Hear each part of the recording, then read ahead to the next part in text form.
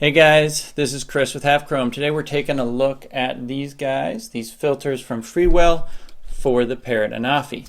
Now we've tested filters from Freewell in the past for the Mavic Air and actually have had a lot of success with them, having a lot of fun. They really help you increase the creativity and different kinds of things you can do with your drone.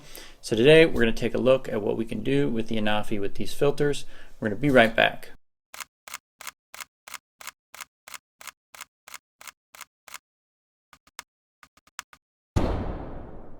So first up, let's take a look at what we get. So we get these guys. We got the ND8, 16, 32, and 64. All of those polarized, as well a 4, an 8, and an ND16 non-polarized. And then we get the regular CPL polarized filter there. And they also sent us this ND1000, which is a very dark 10-stop filter. So we're going to see what we can do with that. So there's three main reasons you might want to use one of these filters. Let's start off with the polarizing filter. Let's take a look at some of these shots and see where the filters seem to have an effect and where they didn't. So first up, this first set of videos is me flying over a pond, basically into the sun in the early morning. So the sun is pretty low, reflecting off the pond. I expected the CPL filters to have a significant effect on what the images looked like, cutting down on the glare a lot, and I was surprised to see that they didn't. Why? I'm not exactly sure. I'm not an expert in these. I'm still playing around. I've seen that before also with filters on my camera, so I'm still kind of learning, but you're going to see another shot here in a minute where it did make a big difference. But it's a good time to point out, you might be wondering, well, did you just not align the filters correctly? And that is a critical first step with the polarizing filters. So what I recommend you do is take the filters and line them up and play with them off of some kind of reflection that is reflecting horizontally off the ground, and find the orientation that cuts down the glare. There's going to be two orientations that do that, this way and then 180-degree flip. Make sure the light is coming through from the front.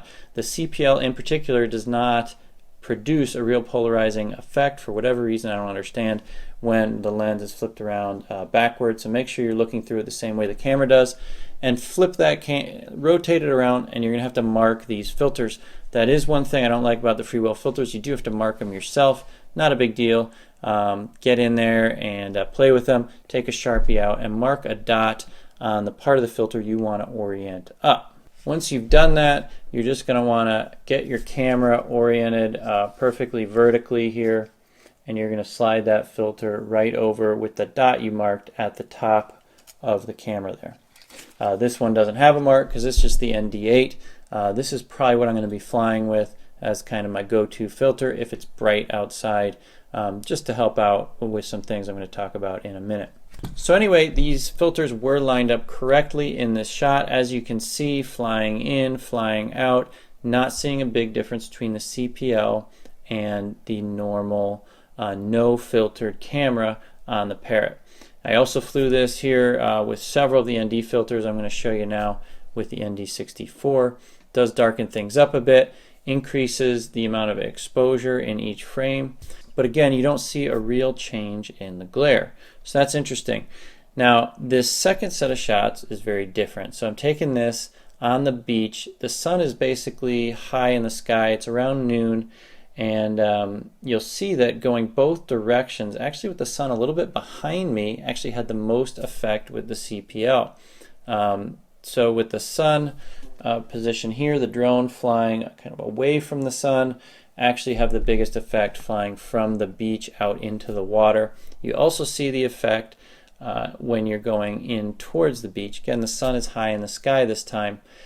So you do see that. Which one do you prefer? Maybe the brown sands of Lake Michigan are not the best way to compare these. Out in the Caribbean, you're definitely going to see maybe more of a preferred effect. What you definitely do see is more of a contrast between the colors of the water and the colors of the sky, which I think in like Caribbean setting is going to be kind of a preferred solution. But moral of the story is it's not always clear which one you're going to want at the end of the day. Make sure you have extra batteries, play around, make sure you get the best shot that you want. So that's the deal with polarizers. You don't always know until you have a lot of practice when it's going to have a big effect, when it's not. You do have to have them oriented really well and play around. Make sure you fly it both ways and pick which way you like better. But these filters definitely do work. As you can see, they have a serious darkening effect when you align them with polarized light.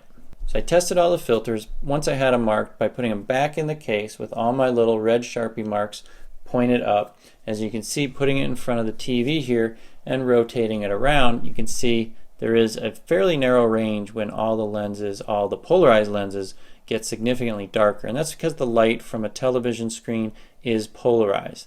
Now, don't use this as a way of judging where the mark on your filters should be. Why? So frequently, screens like this LCD screen are polarized sideways. Sometimes they're polarized at an angle, so you're not really going to know exactly where it's at. So make sure you go outside, find a place where polarizing sunglasses or where these filters have an effect, and use that to mark the lens. But the TV is a really good way of just demonstrating the effect of the CPLs and how narrow a band and how well you have to have them aligned to have the right effect of cutting down glare with that specific orientation of polarized light coming off of reflective objects like water. So summary on the polarized filters: they do work well, they are all effective, they block a ton of light when it's polarized at just the right angle, and as you can see with the CPL, it's really not darkening things much at all. When we hold it over a light source, it is not as dark as the ND4. In fact, it's probably more like an ND2, which makes sense. Alright, so let's look at the ND filters. We've got up to ND16 non-polarized and up to ND64 polarized. So we played around with the ones we have. There are two reasons why you might want to use an ND filter. One is just to get longer exposure photographs. And you have to be careful on a drone. Frequently, the long exposure photographs people are familiar with getting are done on a tripod. So you maybe set it up in front of a waterfall and you get these nice kind of streamy, you don't see all the little water particles, you see just this white kind of clouding effect of moving water, for example, very common use. Also nighttime shots of cars going by, you get these long strings of light. Two very common long exposure shots. Now on a drone, you're not on a tripod. You got tripod mode maybe on the Phantom drones, but really there's a limit to what you can do. Now the Anafi exposure is limited at 1 second max. When you get into the manual settings, that's just as long as you can go with the exposure. And honestly, you probably wouldn't want to go longer with that on any drone. You're going to be hard pressed to keep the drone stable enough to keep everything nice and sharp that you want to be sharp. So I was trying to find some creative shots. I didn't get as many shots in as I wanted with the long exposure photographs before I had to get this video out. But one of the things I did do was, rather than try to get things in motion, I tried to move the drone with an object. So we used a car, because a car is, as opposed to a person, doesn't have a lot of moving body parts. And I basically flew the drone along the side or away from the car, trying to match the car's speed. Now with any long exposure shots with a drone, the moral of the story is take a lot of pictures, because you're going to have to take 10 for every one that turns out well.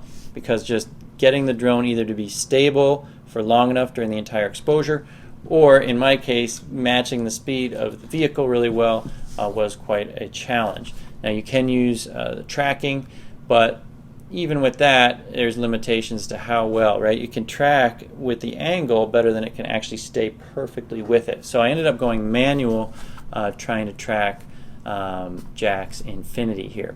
So that's Jack driving, going side by side, was able to get some really cool shots. You can see the car is a little bit blurry, wasn't perfect, and these shots are with an ND64 filter. So getting exposures around 1/3, 1/2 of a second, and getting a lot of good motion blur with actually the surroundings and having the object staying sharp in this case. Didn't have any waterfalls nearby, would love to try some shots like that. Even with a waterfall, take a lot of pictures. You're going to use the one where the drone was the most stable during the exposure. So talking about long exposures, we got the ND1000. Now this thing cuts out a ton of light. So if you had maybe 1/1000th of a second exposure, basically staring into the sun maybe, this is going to turn it into a 1 second long exposure. This is a dark set of sunglasses for your Anafi. Now ultimately, I think the Anafi sensor isn't quite sensitive enough to warrant getting this. It's smaller than the traditional DJI drones like this guy. The sensor is a little bit smaller, and it's got smaller pixels because it's got more pixels. So they're not going to be as sensitive, and I do see some graininess, some noise in some of my pictures with the Anafi. So just be aware of that. I'm not sure there's much of a reason to use this guy. I even took this picture staring straight into the sun. I mean, there were some clouds there, but even getting some longer exposures with this guy on, staring straight into the sun. So if you're not staring straight into the sun, you're going to need really long exposures, and drones don't mix very well. And as I mentioned before, you're limited to 1 second on this guy anyway. So I don't really see a place on the Anafi for this. However, Freewell making lens for drones like the Phantom or the Mavic 2, for example, those are going to be much more sensitive sensors, bigger pixels, bigger sensors, and ND1000 definitely going to be something to consider there. I don't necessarily recommend it for the Anafi. But as I mentioned before, ND64 seems to be the way to go, maybe the 32 in some cases, to get some nice long exposure shots. The other reason you're going to use an ND filter is for video. Now, that's going to probably typically not be the 64 or the 32. Probably going to go with the 8 or the 8 polarized, maybe the ND4. The idea with these is to extend the time the shutter is open, the electronic shutter, for each frame. Now, you're going to be recording, let's say, at 30 frames a second. You're actually going to want the shutter to be open, or the sensor to be capturing that image for about half that amount of time, people say, for the ideal cinematic effect. So the idea is, if you're open for the entire frame, 1/30th of a second, that each frame could be a little bit blurry. Now, on the other hand, if you're open for a very small fraction, let's say 100th or 300th of a second, I see sometimes, you're going to see more kind of jitteriness between frames. So it's trying to draw that compromise there. And that's why you might want to use an ND4, ND8, something like that on your Anafi. But there can be quite a challenge. I'm going to tell you about that. So with the Anafi, unlike the Air, you don't actually know how long each frame is capturing light for. So if you see up in the screen grab I took with the Mavic Air, it tells you right there how long the exposure is, 1/60th of a second in the case of this shot here. Now, even with the Mavic Air and other DJI drones, you can only do so much with that, because I flew this guy out over the water, the same as I had done with the Anafi, and suddenly out there, when I wasn't under the cover of the trees, it was up to 1/300th of a second. So, you know, what do? You just fly it back, throw on a darker filter, keep trying. It's a bit of an iterative process. At the end of the day, you just got to pick one. Now, the problem with the Anafi is you don't have that information. You don't even know what you're really getting in terms of that blur effect that you're looking for and how long the exposure is for each frame. So unfortunately, you don't have that feedback, so you just have to guess. My guess is really bright conditions, throw on the ND8. Not as bright conditions, just take it off, fly with no filter. That's probably the way to go. To wrap it up, which of these filters am I going to be using in the future? So I actually see myself potentially going to grab any one of these. CPL, if I'm not looking to cut the light at all, and I'm just looking for an interesting polarizing effect to cut some glare, maybe make things look a little bit cooler. Some of these other ones, the ND4, ND8, ND16, maybe if I'm flying, recording video in bright conditions, might want one of those on there. ND16, 32, 64, I'm going to be playing with those to get some more creative shots in terms of long exposure photographs. I really am excited to play more with these with some water. Again, I'm going to be taking a lot of pictures to find the one that looks good. And I love these shots taken of vehicles in motion. That can be a lot of fun. Also, notice this picture here. I'm driving backwards away from the vehicle, and you see the background stays really sharp. And I'm sure pro photographers already knew this. Kind of a bit of a new thing for me, but it was really cool that I noticed the things that were really far away stayed nice and sharp. It makes sense. You're not, their angular extent isn't changing nearly as fast as the stuff right next to you. So you can imagine getting some really cool shots if you've got something in the center of your shot really far away, and a lot of things to the side of the frame that are closer. So maybe looking down in the middle of some skyscrapers, flying up as you take a half-second picture, flying up quickly, you get this nice blurry effect with the buildings, and you're not going to notice really any difference in the sharpness of something really far away at the bottom of that. So lots of creativity, lots of things you can do with these filters. In terms of the quality from Freewell, very good. They slip on, they slip off. No issues with that. They stay on. I wasn't getting any gimbal errors either. So they could handle, the gimbal can handle the weight. Didn't even notice they're there.